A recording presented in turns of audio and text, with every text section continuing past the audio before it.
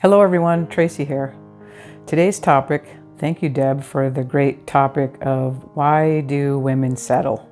That's the topic for today. There was a man named Carl Jung. He was a psychoanalyst after Freud, and he termed the phrase collective unconscious.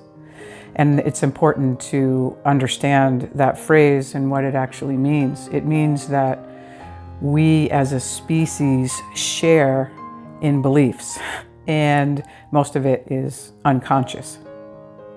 Inside of us is the child, and the child is easily programmed. So we spend our time as adults trying to undo the beliefs of the child. The child automatically will make the assumption if an authority figure says you are bad or you are wrong, and they will confuse the action of something wrong or bad with the being. And so they will believe that I am bad. And because of that, we as adults now have to spend some time undoing this I am bad program, or I am unworthy, I am not valued.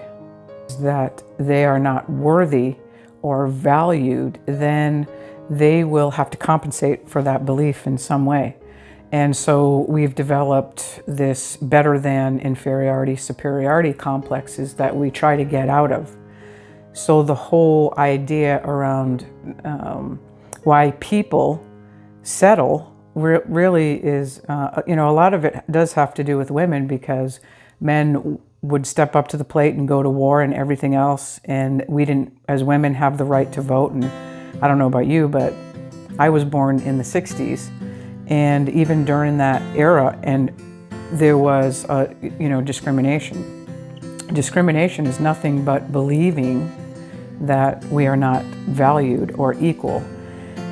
We share that as a collective, and each person, until that changes, and it hasn't changed in the collective, but every person that undoes this inequality or discrimination inside of themselves undoes it for the collective as well. That's why it's so important to get to a place where we know our value.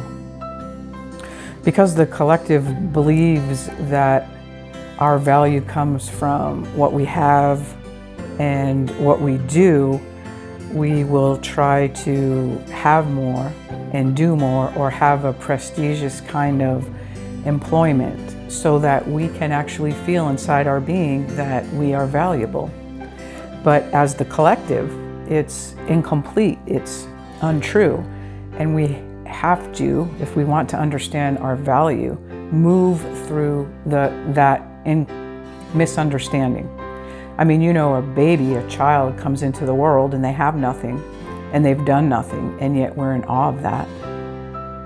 We live in a temporary world in which things come and go, and the body ages, and it's hard to keep up with that false belief of having more makes you more valuable, or having a prestigious job. What happens when you retire? What are you going to think about yourself? What kind of identity are you going to be less valuable? And ultimately, our value comes from, if you can believe this and let this hit the core of your being, from your existence, period. Women hold a very important role in our society, because out of women comes all humans, including males. And so ultimately, we as moms, and the nurturing feminine qualities that we bring into the world has to include in that empowerment. And if anybody has to prove their value or their worth, then there's some kind of doubt going on inside of us that doesn't quite believe it, or we wouldn't have to prove it. And so women have a huge advantage, and because they're amazing beings. The downside is that the collective has devalued women, in that other countries think of women as less than, and they have to conform to the rules of men and do what men say, which is really inferiority being masked as superiority. because there would be no reason to have to control people if you actually felt like you were superior to them. And you only have to control women when you feel inferior. Believe it or not, the truth is all superiority is inferiority masked. So let's get to the heart of this question or this topic. Once we move through that, women or men, that we as a collective do not feel worthy. And the reason is because we harbor unconscious guilt. Whether I'm settling in a job or a relationship, if I'm not getting paid and I'm settling for less money, or I'm in a relationship in which I want something that's more supportive and I'm settling, a lot of times it's our nurturing. We will settle for a spouse that isn't treating us like we deserve. We aren't treating us like we deserve. We aren't holding in mind our value. That's the foundation of it. But for the kids' sake, we couldn't bear to see our kids half time because we're going to make a decision to get out of this particular relationship. And so we'll settle to be in a relationship that doesn't feel the greatest for the sake of the kids. And so the woman, the female, and men too, they will settle in ways that they feel like they are more deserving, but they just can't see how they can make that change in their life, whether it be a job. I will settle for a job that I don't like because I have a family to support. And it's really an act of love. The most important thing about settling is, first, understand your value. And when you are valued, when you know that you are valuable, you cannot lose it, and you cannot become more valuable any more than water can become more wet. You are valuable because you exist, and everybody is equally valuable. No, we don't appreciate people like Hitler because they didn't honor other beings. However, in the eyes of divinity, in the eyes of Source, which is the core of your essence, you are valuable. And when you know that, you will take more chances, you will speak your truth, and you will not settle. It's the feeling more often than the circumstance of settling for feeling not valuable. So here it is. Why do we settle?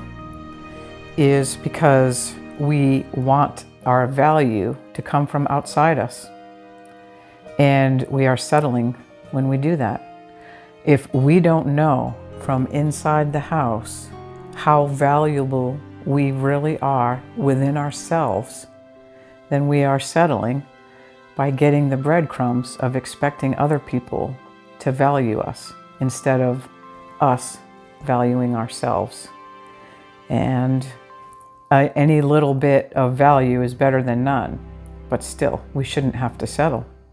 You should know how valuable you are, and if you don't, then you should find out, because nobody is going to value you like you.